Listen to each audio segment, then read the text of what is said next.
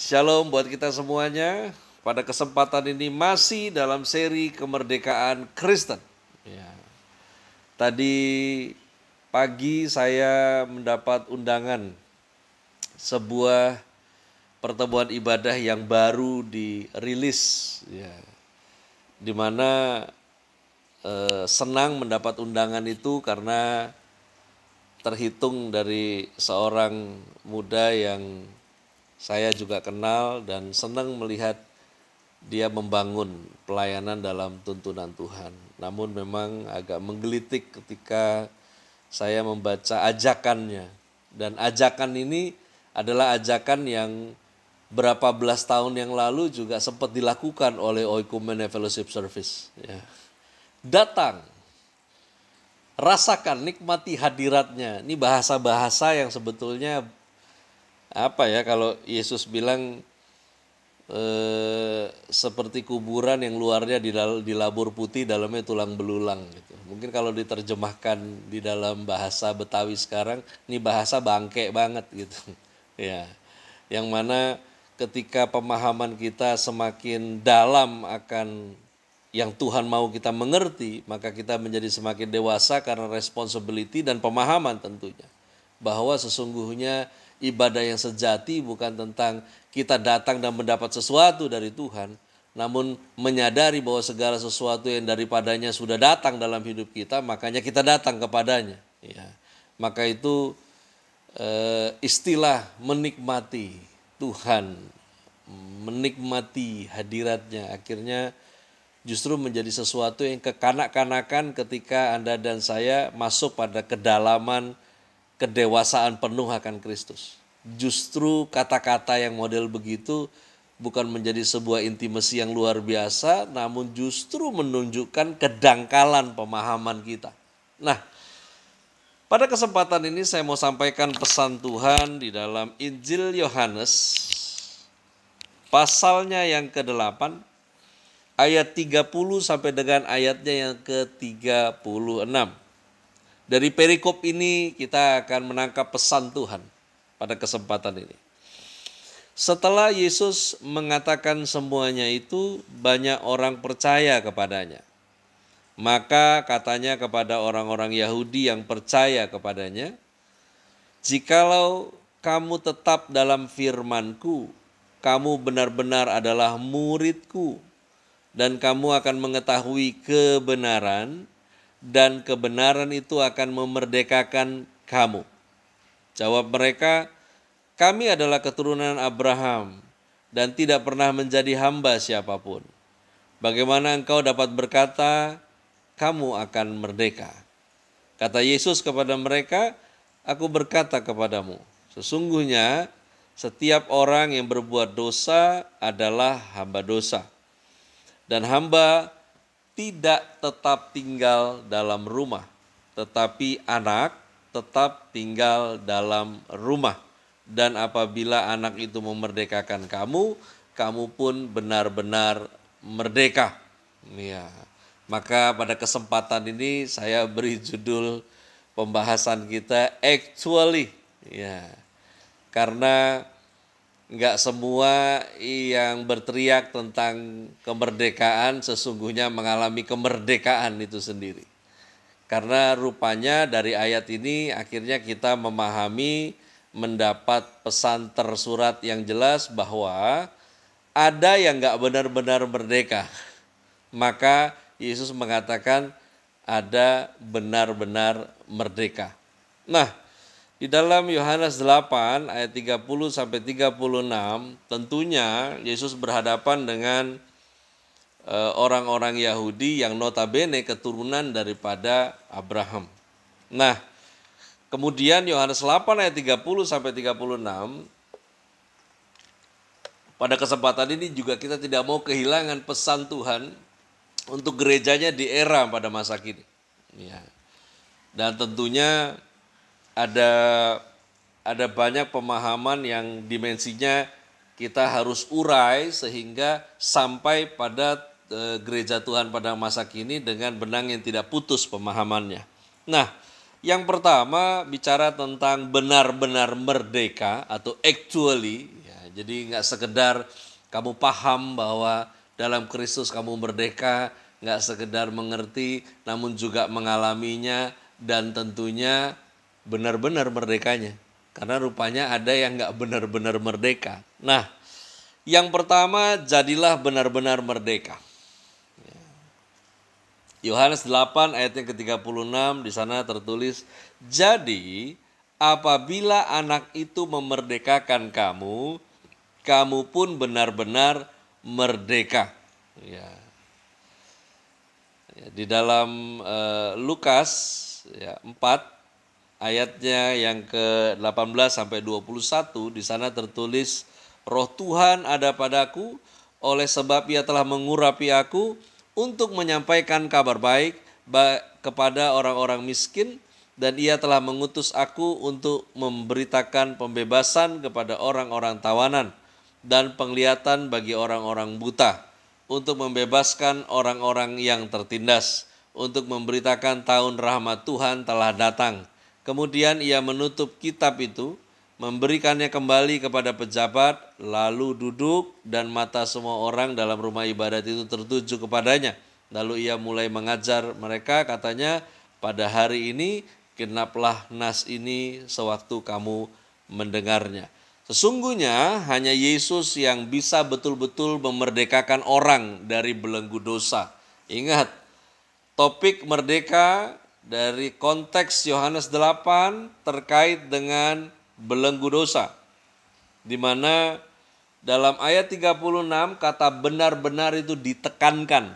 Ini menunjukkan ada kemerdekaan yang tidak benar-benar, rupanya demikian. Bisa kita bandingkan di dalam 2 Petrus pasal 2 ayatnya yang ke-19.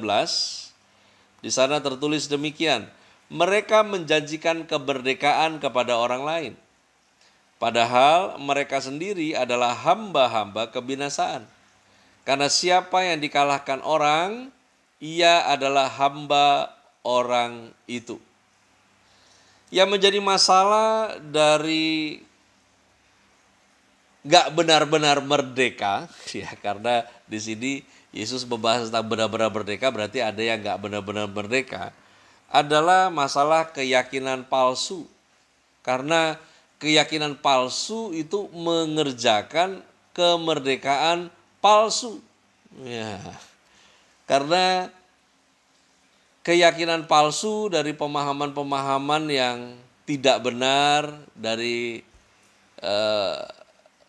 tolak ukur bebas kemudian dimasukkan kepada merdeka, atau status quo yang kita percaya kemudian menjadikan itu sebuah keyakinan, maka itu akan mengerjakan kemerdekaan yang palsu. Di ayat 33 dari Yohanes 8 di sana tertulis demikian.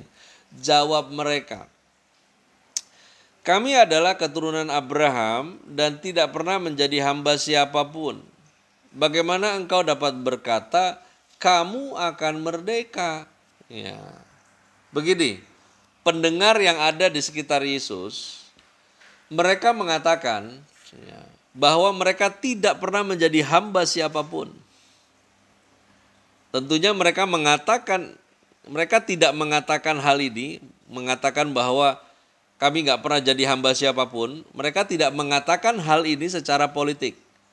Karena memang secara politik mereka faktanya sering dijajah. Bahkan ketika percakapan tersebut terjadi, mereka sedang dijajah oleh Romawi. Nah, mereka juga tidak mengatakan hal ini secara sosial. Karena secara sosial ada banyak orang Yahudi yang menjadi budak pada masa itu. Ya. Tentunya mereka mengatakan hal ini secara legasi rohani.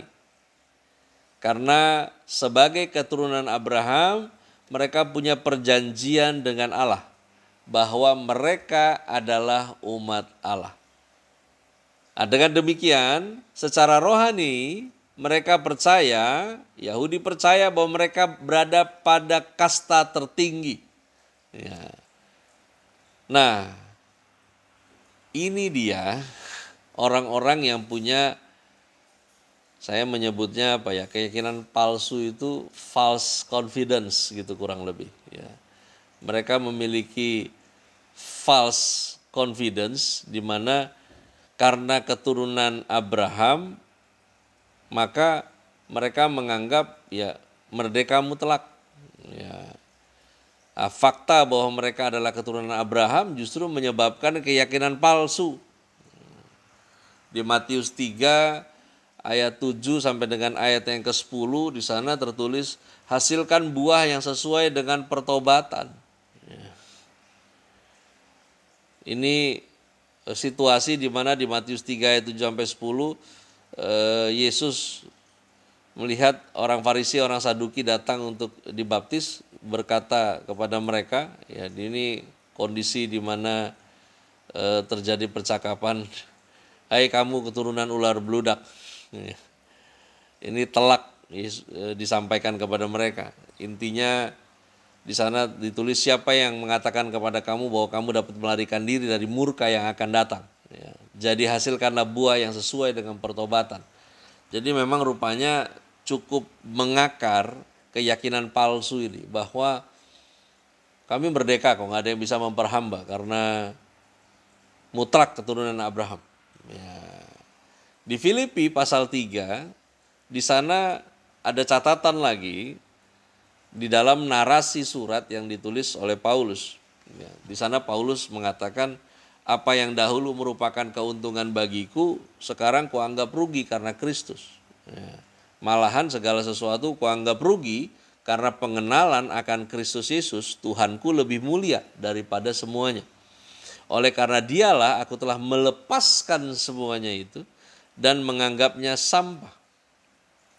Ya mungkin diterjemahkan lebih sederhana, oleh karena pengenalan akan Kristus, maka apa yang kubanggakan, akar yang mengikatku menjadi sebuah kebanggaan dalam hidupku, hari ini itu menjadi sampah karena pengenalanku akan Kristus melebihi segala sesuatunya. Dan di sana Paulus juga mengatakan bahwa kebenaran karena kepercayaan kepada Kristus, yaitu kebenaran yang adalah anugerah berdasarkan kepercayaan.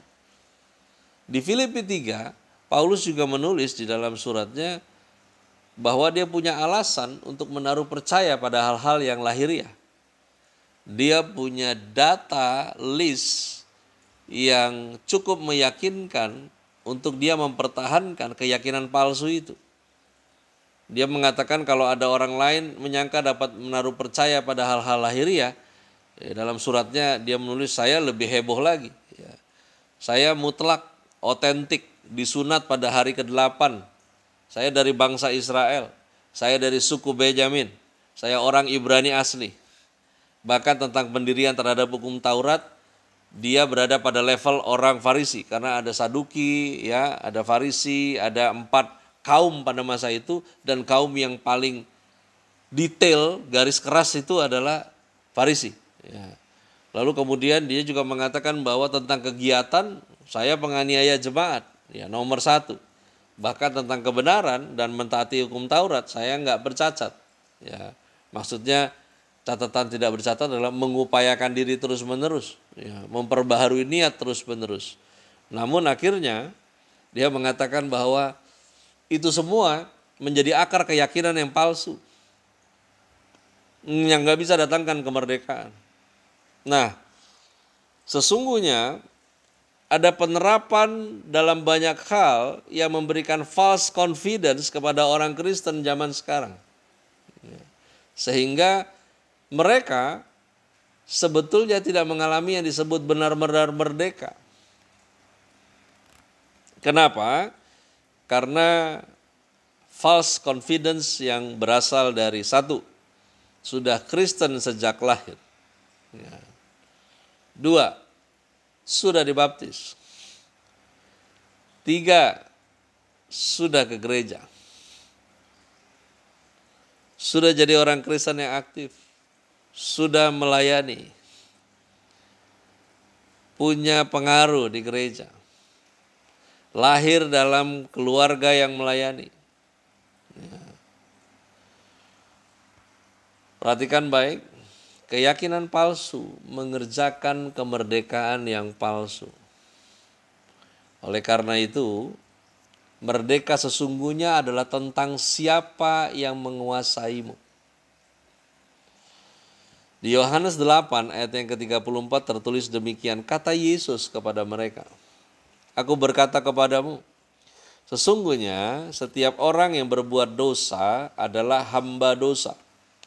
Ya.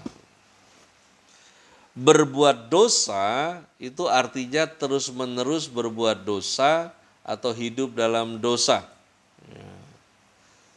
Di 1 Yohanes 3 ayat 6 di sana tertulis, karena itu setiap orang yang tetap berada di dalam Dia tidak berbuat dosa lagi. Setiap orang yang tetap berbuat dosa tidak melihat dan tidak mengenal Dia. Ya, jadi bisa bandingkan antara berbuat dosa berbeda dengan jatuh dalam dosa. Ya.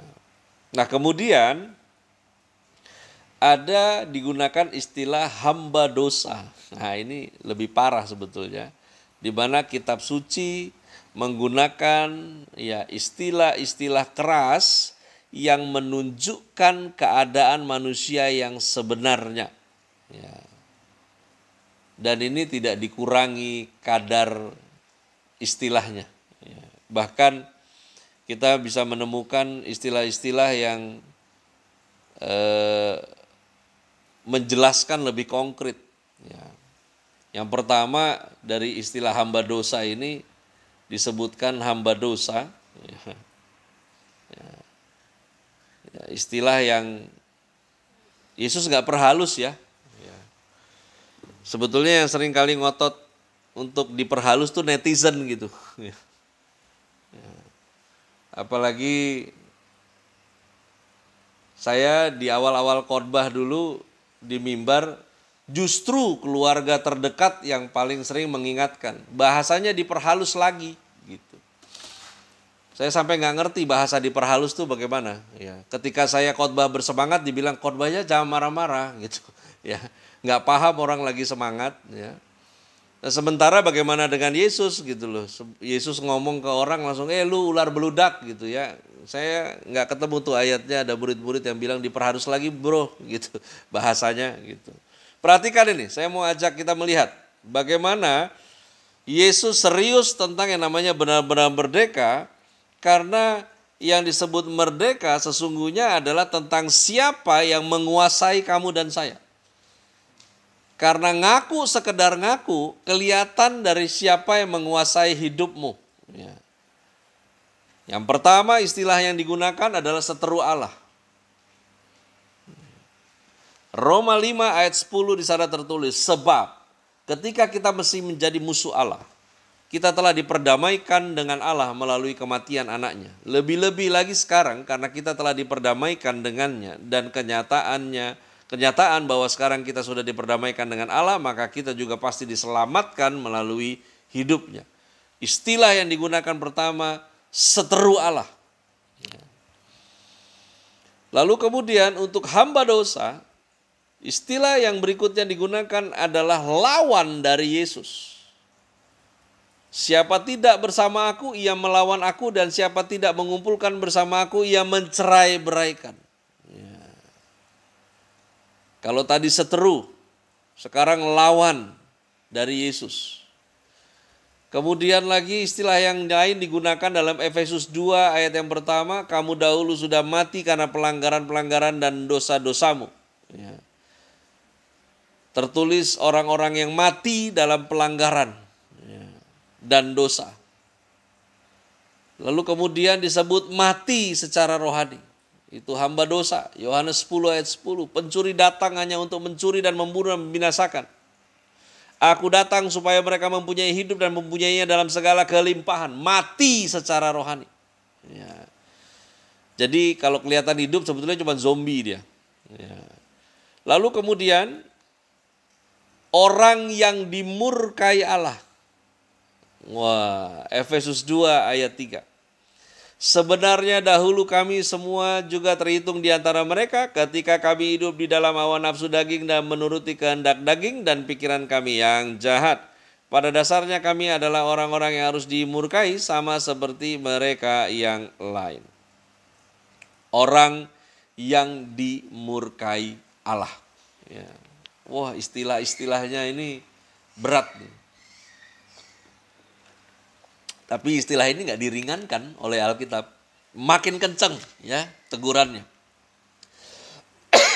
Yang berikut disebut anaknya setan. Ya. Yohanes 8 ayat 44. Iblislah yang menjadi bapamu. Dan kamu ingin melakukan keinginan-keinginan bapamu.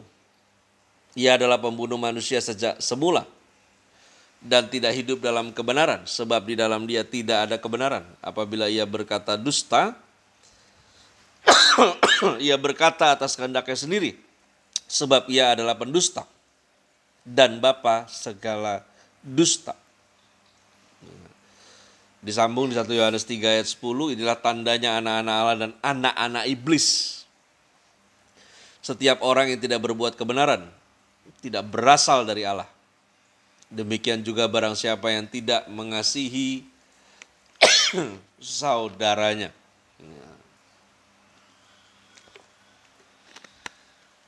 Yang berikut disebut orang terkutuk. Galatia 3 ayat 10, semua orang yang bergantung pada pekerjaan hukum Taurat berada di bawah kutuk. Sebab ada tertulis, terkutuklah setiap orang yang tidak tunduk pada segala sesuatu yang tertulis dalam kitab hukum Taurat dan melakukannya. Di awal topik yang berikut ini kita membahas tentang merdeka yang sesungguhnya, tentang siapa yang menguasaimu. Kita makin jelas melihat bagaimana ketika Yesus menekankan tentang benar-benar merdeka, maka itu ada yang enggak benar-benar merdeka. Rupanya merdeka sesungguhnya salah satu cirinya adalah tentang siapa yang menguasaimu. Ya. Karena itu menentukan Anda benar-benar merdeka atau tidak. Nah, hati-hati untuk tidak melunakkan istilah-istilah ini. Ya. Tidak perlu dilunakkan. Karena seringkali ini dilunakkan. Ya. Itu orang mulutnya jelek, tapi hatinya baik. Orang itu sebetulnya baik, tapi karena salah didik, lalu punya kebiasaan jelek. Nggak ada. Ya. Kalau bicara didik, Alkitab bilang soal pergaulan. Tapi kalau untuk konteks hamba dosa, ini memang yang dia serve udah dirinya. Ya. Karena dia tunduk pada dosa yang akhirnya menikmati daging yang akhirnya tidak pernah bertanggung jawab atas hidupnya. Ya. Nah, arti istilah hamba dosa adalah tidak bisa berbuat baik, tidak bisa memilih untuk berbuat baik atau berbuat jahat, karena ia hamba dosa, namun ia akan terus berbuat dosa. Ya. Coba perhatikan ini catatannya. Ya. Saya pernah mengalami kehidupan seperti ini, yang tertulis ini, dan saya juga sekarang ini dalam perjalanan pelayanan berhadapan dengan orang-orang yang modelnya kayak begini. Ya. Kelihatan cirinya dari tanggung jawab di dalam kelakuan yang dia jalani nggak ada dalam hidupnya. Nggak ada tanggung jawab. Nggak bisa berbuat baik, nggak bisa memilih untuk berbuat baik, nggak bisa memilih juga untuk berbuat jahat atau berbuat baik. Malah terlalu banyak dalam hidupnya harus dipilihkan keputusan oleh orang lain. Ya. Anda bisa bayangin nggak kalau keputusan dalam hidup mesti di direct orang lain sampai Anda tua, kan repot ya. Ya. Karena itu kan ada fasenya, ketika Anda anak-anak, remaja, ada usia tertentu di mana Anda sudah harus take responsibility dalam hidup Anda. Ya, nggak bisa mau ke kanan atau mau ke kiri tanya di direct terus. Ya. Sampai akhirnya, waduh mengerikan, orang-orang begini cukup kuat untuk menjadi hamba dosa. Nah, ini tidak berarti mereka berbuat dosa dengan terpaksa, namun berbuat dengan sukarela dan senang hati. Ya. suka playing victim, ya, senang jadi korban. Apa yang dia alami hari ini menyalahkan banyak orang, karena memang setiap dia mau mengambil langkah dalam hidupnya, dia biarkan orang lain yang menentukan. Ya. Supaya apa? Supaya bisa terlepas dari tanggung jawab. Ini yang nggak benar-benar merdeka, yang Yesus katakan. Ya. Konsep Yesus tentang kemerdekaan dan perhambaan itu bertentangan dengan anggapan kebanyakan orang. Kebanyakan orang beranggapan bahwa mereka merdeka kalau mereka bebas berbuat apa saja, termasuk dosa, sementara firman Tuhan adalah suatu belenggu yang menghalangi kemerdekaan atau kebebasan itu. Berapa banyak di antara kita yang ketika dibukakan kebenaran malah jadi musuhan. Ya. Saya ada beberapa orang yang berurusan dengan saya dengan begitu, ya sudah, saya berada pada sikap di mana sesuai Alkitab, kebaskan debu dari jubah. Ya. Karena ketika saya sampaikan kebenaran, buat dia sebagai tekanan. Ya. Saya sampaikan apa yang benar, akhirnya jadi musuhan. Ya. Dibantu untuk selesaikan masalah, malah akhirnya lari dari persekutuan. Dianggap kita tidak mengasihi, dianggap kita tidak menolong. Ya. Ada beberapa yang terlibat dengan urusannya keuangan, kita bantu untuk kita tutup supaya dia tidak terjerat lebih panjang, malah dia mundur dari persekutuan. Banyaklah alasannya. Ya. Karena memang ini model mental yang sesungguhnya tidak merdeka. Cuman kelihatannya aja merdeka. Ya. Karena merdeka tidak arogan. Konsep Yesus tentang kemerdekaan dan perhambaan itu bertentangan dengan konsep kebanyakan orang. Yesus berkata, kita ini orang merdeka kalau kita bisa taat pada firman. Nah, ini sementara diperhadapkan dengan kebenaran, dinasehati dengan kebenaran, ngotot gitu. William Hendrickson mengatakan bahwa seorang adalah bebas merdeka bukan pada waktu ia bisa melakukan apa yang ia ingin lakukan. Bukan itu sesungguhnya esensi kemerdekaan. Esensi kemerdekaan yang sesungguhnya adalah pada waktu ia ingin melakukan dan bisa melakukan apa yang seharusnya ia lakukan. Yang seharusnya. Ya. Di mana konsep Yesus tentang kemerdekaan perhambaan menyingkirkan perbedaan antara orang Yahudi, keturunan Abraham dengan orang yang non-Yahudi. Akhirnya kesimpulannya bahwa semua orang yang berbuat dosa adalah hamba dosa. Ya, dan di sana dikatakan bahwa hamba tidak tinggal tetap di dalam rumah, tetapi anak tetap tinggal di dalam rumah. Ya. Kalau beberapa versi tertulis bahwa tinggalnya ini selama-lamanya dan tidak selama-lamanya, itu perbedaannya. Ya, memang kalau diambil dari perbandingan Kejadian 21 dan Galatia pasalnya yang keempat, di sana jelas bicara tentang Hagar, ya, diusir dan lain sebagainya. Ya, di mana dengan kata-kata yang Yesus sampaikan, ya, bahwa orang yang adalah hamba dosa bisa saja mempunyai tempat di dalam keturunan Abraham. Orang yang adalah hamba dosa bisa saja mempunyai tempat di dalam gereja Tuhan. Tetapi mereka sebetulnya bukan anak tetapi hamba. Maka mereka tidak akan selama-lamanya ada bersama dengan orang-orang yang bersama dengan Tuhan sampai kepada kekekalan. Ya. Nah, yang keempat tentang actually, bahwa iman datang dari firman yang sejati. Yohanes 8 ayat 30, setelah Yesus mengatakan semuanya itu, banyak orang percaya kepadanya. Kata setelah dalam ayat 30, ya, saya Yohanes 8 ini nguliknya cukup lama karena ada beberapa ketemu hal-hal yang mendalam dan juga menemukan yang keliru diterjemahkan. Kata setelah dalam ayat 30 sebetulnya salah terjemahan. Dari beberapa literatur terjemahan yang lain mendekati, ya, karena NIV dan lain sebagainya di sana as he spoke these things, ya. Jadi bukan setelah Yesus mengatakan, tapi pada waktu ia mengucapkan hal-hal ini. Ya, jadi itu bukan perbedaan, itu salah terjemahan malah, ya. Nah, kata percaya dalam ayat 30 itu berasal dari bahasa Yunani episteusan, ya. Episteusan, yang mana kata ini tidak selalu menunjuk kepada iman yang sejati.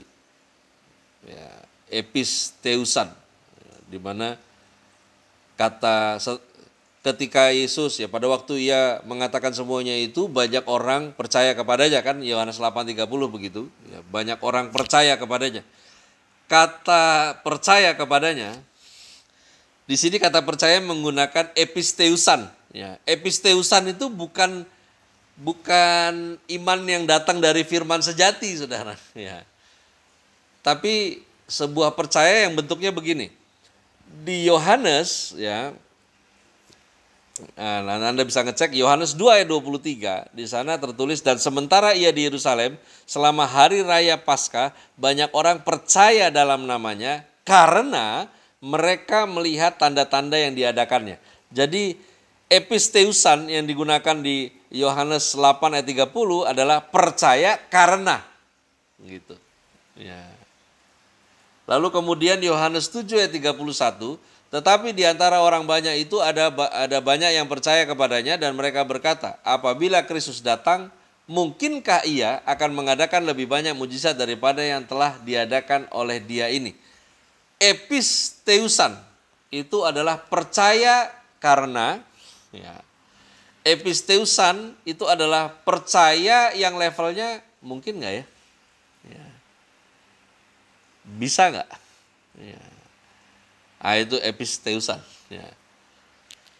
Yohanes 12 ayat 42, namun banyak juga di antara pemimpin yang percaya kepadanya, tetapi oleh karena orang-orang Farisi mereka tidak mengakuinya berterus terang, supaya mereka jangan dikucilkan, yang jelas menunjuk pada iman yang tidak sungguh-sungguh.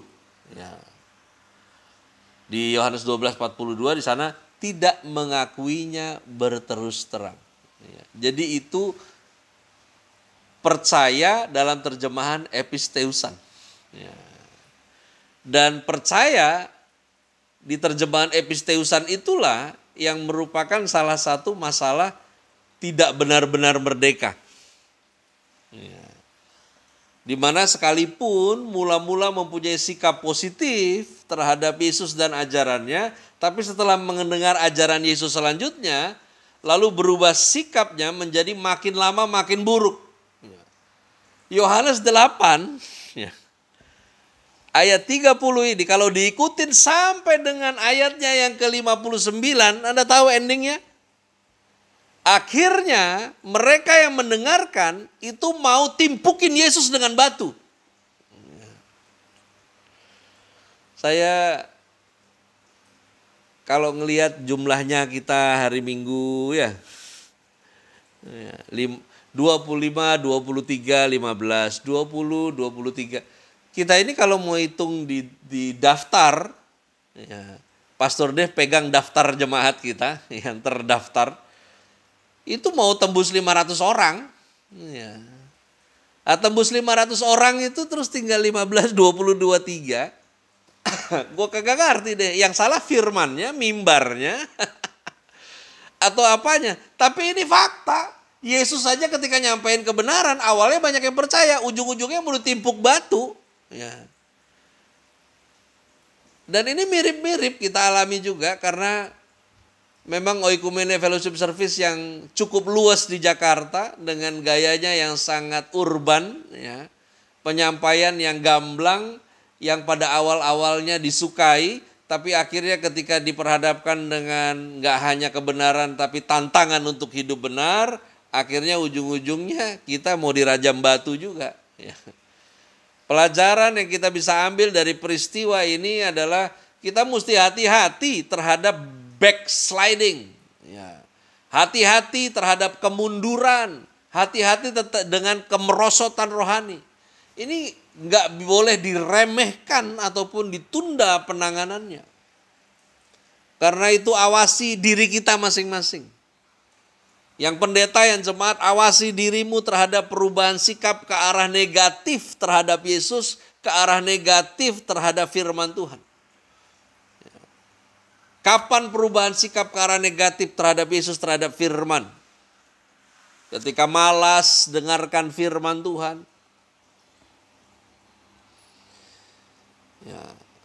Udah malas, nanti udah mau tua baru mau baca, tunggu matanya mau katarak baru mau baca, ya udah telat lu, ya. Malasnya udah berakar, ya. Mulai mundur dari pemahaman Alkitab, udahlah yang penting percaya aja lah, nggak usah ribet-ribet belajar. Gimana ceritanya? Anda kalau nggak belajar nggak tahu, kalau nggak tahu nggak merdeka, itu Yesus yang ngomong, bukan saya yang ngomong. Ya. Mulai mundur dalam saat teduh atau kehidupan doanya, mulai mundur. Mulai mundur dalam semangat untuk melayani, mulai mundur untuk jadi suratan yang terbaca buat banyak orang. Mulai mundur dalam ketaatan terhadap firman Tuhan. Yang model begini mesti ditangani segera. Kalau enggak akan memburuk seperti dalam peristiwa Yohanes 8 ini. Ya. Pertama dengar semua nyimak, diskusi, ujung-ujungnya Yesus mau ditimpukin batu. Ya. Mari awasi diri kita untuk tidak menerima firman hanya sebagian saja. Kemudian sebagian lagi kita tolak bagian yang lainnya. Jangan cuma terima ajaran moral. Ya.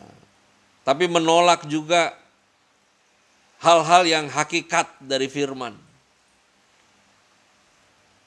Iman itu datang dari firman yang sejati. Di mana Anda dan saya nggak pilah-pilah. Ya. Di mana Anda dan saya mempercayai apa yang Tuhan mau kita percaya. Actually itu murid, saudara. Benar-benar merdeka itu murid. Murid itu belajar. Identifikasi murid itu belajar. Kalau berhenti belajar, mulailah tersesat. Yohanes 8 ayat 31, maka katanya kepada orang-orang Yahudi yang percaya kepadanya, jikalau kamu tetap dalam firman-Ku, kamu benar-benar adalah murid-Ku. Orang yang berhenti belajar firman pasti akan sesat. Kenapa kita Zoom-nya digunakan, tapi ada kamera lain juga yang digunakan untuk nanti bisa kita upload di YouTube. Supaya Anda bisa belajar, nggak skip pertemuan ini. Ya. Mulai sekarang balik lagi, dulu tuh saya ingat banget ketika awal-awal ya Oikumene Fellowship Service, saya selalu ingetin bawa catatannya, bawa buku, catat khotbahnya, kayak otak lu sanggup tampung semua, nggak sanggup, catat biar belajar lagi. Ya. Murid itu belajar, berhenti belajar lu tersesat. Ketika Yesus berkata, jika kamu terus dalam firman-Ku, apa artinya terus dalam firman atau tinggal dalam firman? Adalah terus-menerus mempelajari firman Tuhan. Menarik, di dalam Amsal 19 ayat yang ke-27, di sana tertulis di versi Indonesia, hai anakku, jangan lagi mendengarkan didikan, kalau engkau menyimpang juga dari perkataan-perkataan yang memberi pengetahuan. Ya, itu versi Indonesianya. Di NIV dan versi satunya lagi, di sana terjemahannya begini. Stop listening to instruction, my son, and you will stray from the words of knowledge. Berhentilah mendengar instruksi anakku, dan engkau akan tersesat dari kata-kata pengetahuan. Di mana terjemahan asing satu lagi melengkapi, ya, menggunakan chase listening, ya, my son, to discipline, and you will stray from the words of knowledge. Di sini, berhentilah mendengar pada disiplin, anakku, dan engkau akan tersesat dari kata-kata pengetahuan. Maksudnya begini, bahwa seorang murid yang sejati harus terus belajar firman Tuhan. Ya. yang mana juga terlihat dari kata murid. Saya ingat sekali almarhum ibu mertua saya, catatannya, Alkitabnya menjadi legacy buat kami. Setiap saya khotbah ada dia pasti catat. Umurnya jauh lebih tua. Tapi dia paham dia murid, maka dia harus belajar. Setiap kita yang mau tetap di dalam firman, maka kita harus jadi murid. Dan murid gak berhenti belajar. Bukan karena kamu udah tua terus kamu berhenti belajar akan firman. Siap-siap jadi sesat. Saudara, anak muda sesat dianggap lumrah. Tapi udah tua sesat, jijik banget lihatnya. Murid tidak bisa lepas dari belajar. Orang yang berhenti belajar nggak bisa disebut murid. Ingat bahwa firman Tuhan bukan sekedar pengetahuan atau ilmu yang cukup dipelajari sekali saja.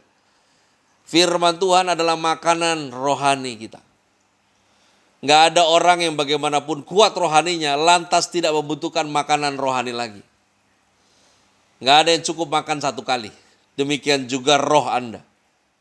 Terus menerus percaya pada firman, senantiasa taat pada firman, menjadikan firman itu pedoman hidup, butuh mengerti. Mau mengerti, butuh mempelajari terus-menerus. Banyak orang tertarik pada firman, tapi tidak terus tinggal dalam firman. Yang aminnya paling kenceng, yang supportnya luar biasa di dalam pertemuan ibadah jemaat ketika onsite. Masalahnya tertarik, euforia, tapi nggak tinggal terus dalam firman. Jemaat yang dikasihi Tuhan, tidak cukup orang memulai dengan baik. Nggak cukup hanya sekedar tertarik, suka pada firman, atau suka pada penyampaiannya, atau hamba Tuhannya lucu. Oh ini unyu-unyu, ya, keren, lucu dia. Ya. Terus lu mau dapat apa? Kau mau bawa cerita lucu itu untuk pintu masuk surga? Kalau kemajuan Anda dan saya sampai akhirnya tidak sesuai dengan firman, maka semuanya sia-sia. Di mana Matius 13 di sana membahas tentang benih yang ditabur di tanah yang berbatu. Dan orang yang mendengar menerimanya dengan gembira.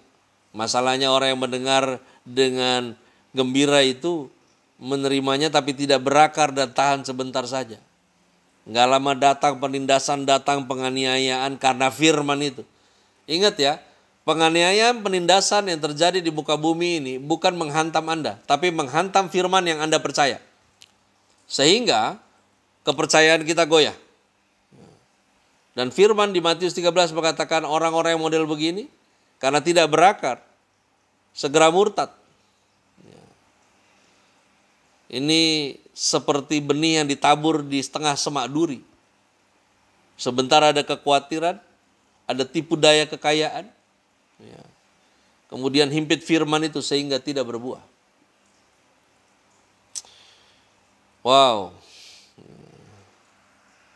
Orang yang tidak tetap dalam firman bukan murid.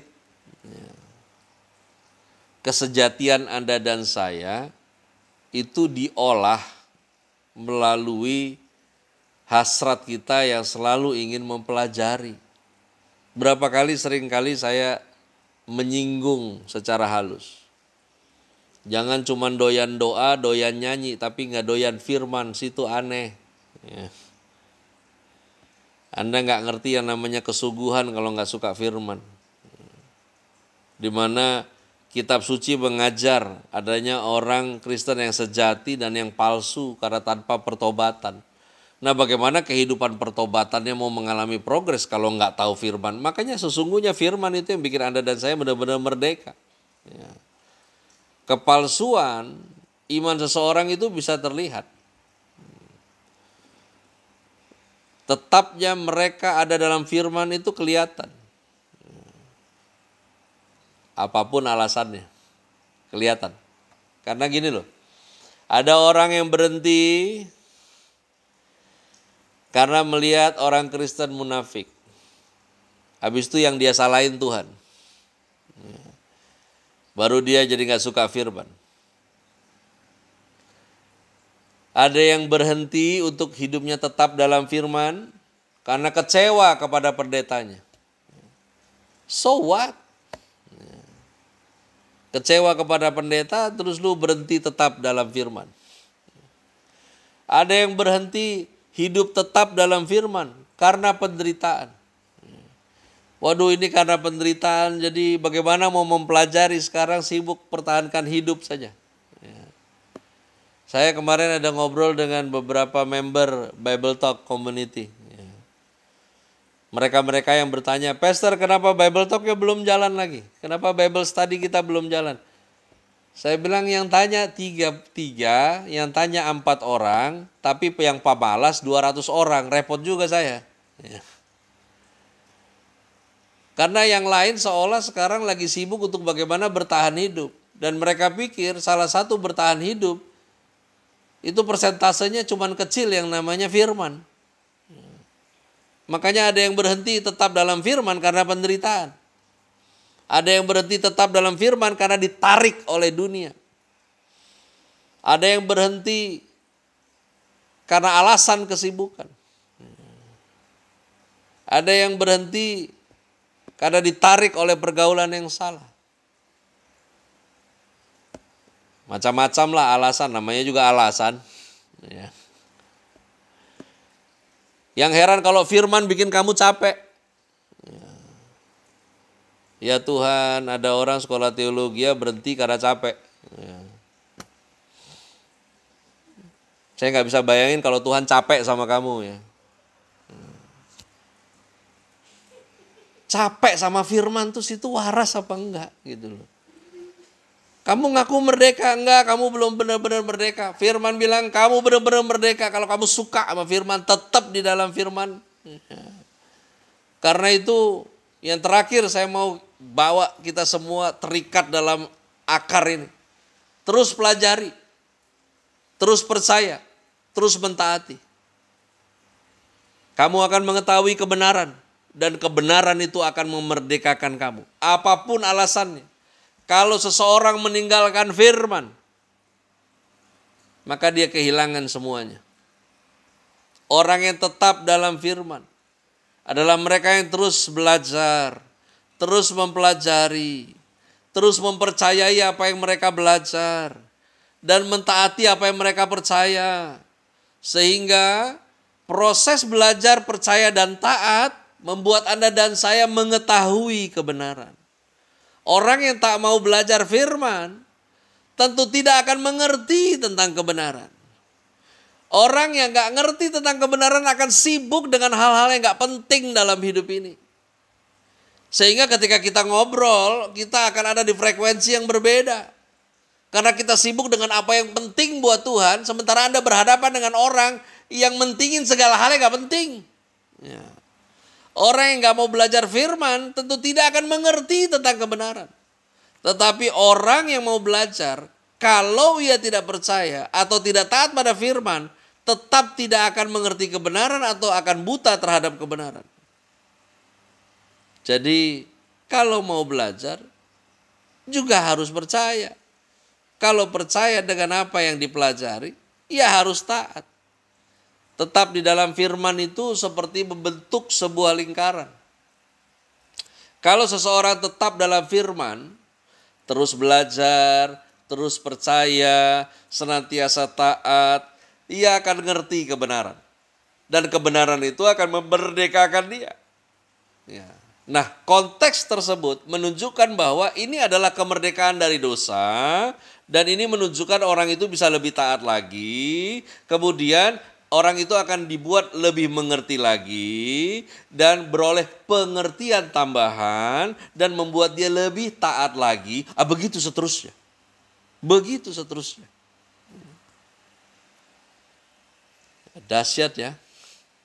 Makin tua, Anda makin berhikmat. Dan untuk orang-orang regenerasi yang ada di sekelilingmu, kau menjadi literatur hikmat dari Tuhan untuk mereka. Maka itu tetap di dalam firman. Jangan putuskan lingkaran itu. Karena kalau lingkaran itu terputus, maka pertumbuhan pengertian terhadap kebenaran juga akan terhenti. Dan ini yang menyebabkan ia tidak merdeka benar-benar.